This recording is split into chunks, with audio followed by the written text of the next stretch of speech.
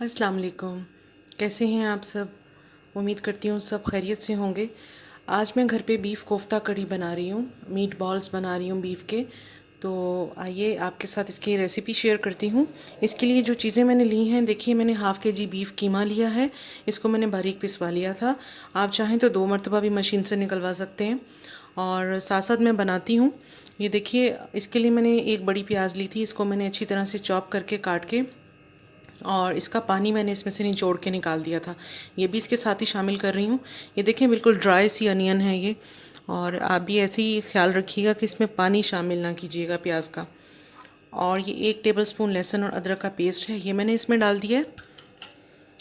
और यहाँ पे ये देखिए, ये जो स्पाइसेस हैं इसमें सुर्ख मिर्च है, नमक, गरम मसाला पाउडर है, और ये सूखा धनिया और ज़ीरा, इसको मैंने भून के और दरदरा पीस लिया हुआ है, थोड़ा सा मोटा कूट लिया हुआ है।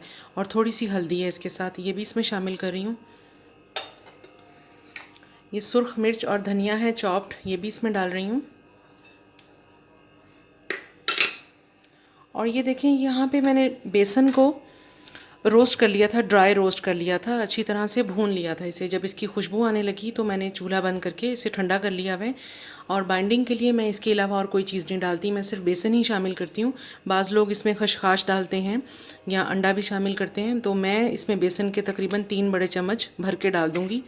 ये 3 ही बड़े चम्मच मैंने रोस्ट किए हुए थे, मैं सारे शामिल कर रही हूँ। और अब इसे अच्छी तरह हाथों से मिक्स कर लेंगे।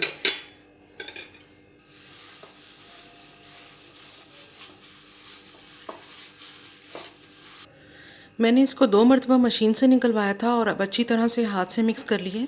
अगर आप चाहें तो चॉपर में डाल के इसको चॉप भी कर सकते हैं, थोड़ा सा और मज़ीद मिक्स हो जाएगा।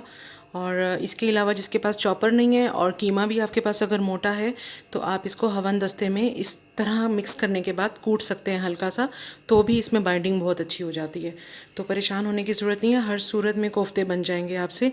लेकिन थोड़ा सा ख्याल रखिएगा कि कीमा बिल्कुल खुश्क होना चाहिए, उसमें पानी ना शामिल हो बिल्कुल भी। और अगर है तो आप उसे ड्रेन कर लें। और दूसरा, जो प्याज आप शामिल कर रहे हैं वो बिल्कुल खुश्क होनी चाहिए, उसको आप हाथों से अच्छी तरह से निचोड़ के फिर ऐड करेंगे इसमें। तो मैंने इस तमाम चीज़ों का ख्याल रखते हुए बनाए हैं। अब मैं इसके मीट बॉल्स बना लेती हूँ। ये देखिए, मैंने इसकी बॉल्स बना ली हैं, 13 बॉल्स बनी हैं हाफ़ के जी कीमे की। और ये दरमियाने साइज़ की हैं, जो मुनासिब साइज़ होता है। हाथों को हल्का सा ऑयल लगाया था मैंने और जस्ट हाथों से इसको शेप दे दिया। अब आइए बाकी की इसकी प्रिपरेशन शुरू करते हैं। सबसे पहले मैं अपने मीट बॉल्स को थोड़ा सा ब्राउन कर लूँगी घी में, ऑयल में। और उसके बाद फिर मैं ग्रेवी तैयार करूँगी इसकी। तो इसके लिए देखिए, मैं थोड़ा सा ऑयल डाल रही हूँ इसमें, बहुत ज़्यादा ऑयल नहीं लेंगे, हल्का सा ऑयल डालूँगी बस। 5-6 टेबलस्पून डाले हैं मैंने।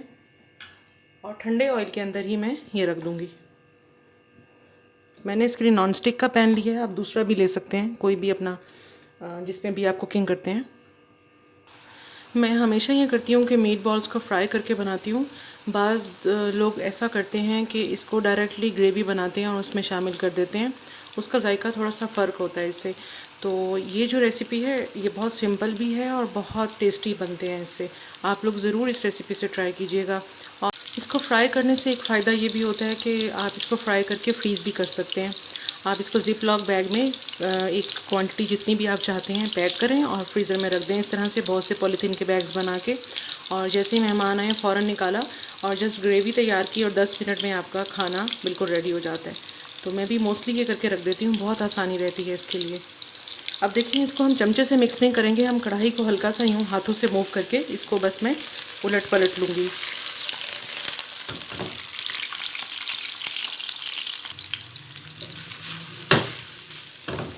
इस तरह से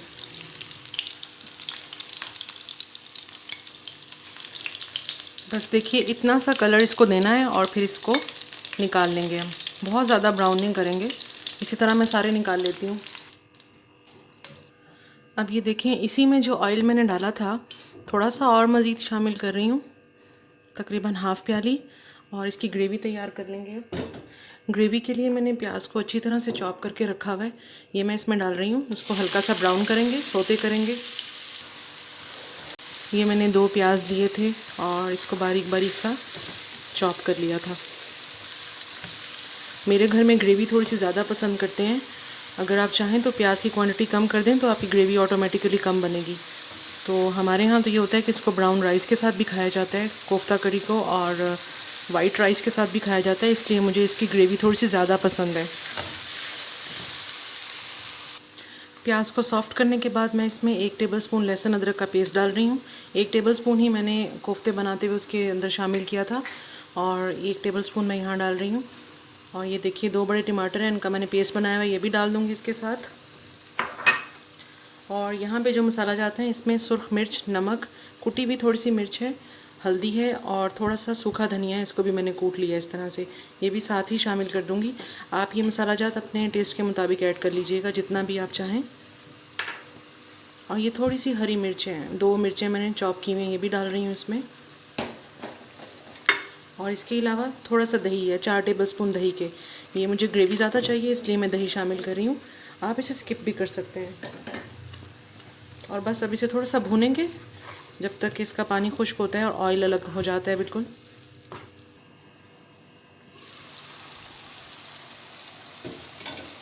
देखिए इसका पानी खुश्क हो गया अच्छी तरह से और घी इसका अलग हो गया।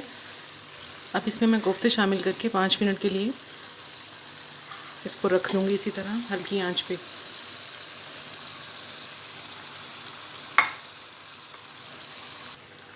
इसको थोड़ा सा इस तरह से मिक्स कर रही हूँ, चमचा इसमें मैं नहीं चला रही अभी, और बस इसे कवर करके 5 मिनट के लिए छोड़ दूँगी। 5 मिनट मैंने इसको ग्रेवी में अच्छी तरह से पकाया है, पानी शामिल किए बगैर। अब मैं इसमें पानी शामिल कर दूँगी जितनी ग्रेवी मुझे चाहिए। तकरीबन 1 कप पानी का डाल रही हूँ।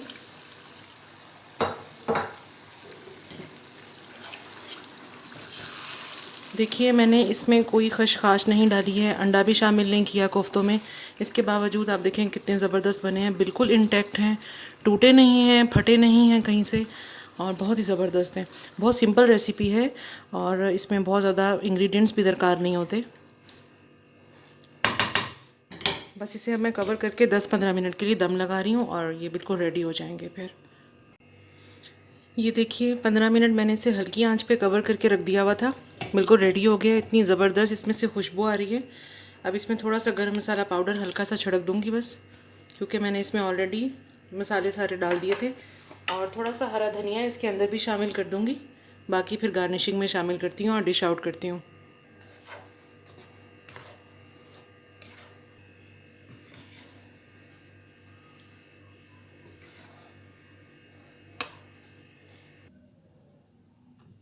इसको थोड़ा हरा धनिया के साथ और हरी मिर्चों के साथ गार्निश कर देंगे।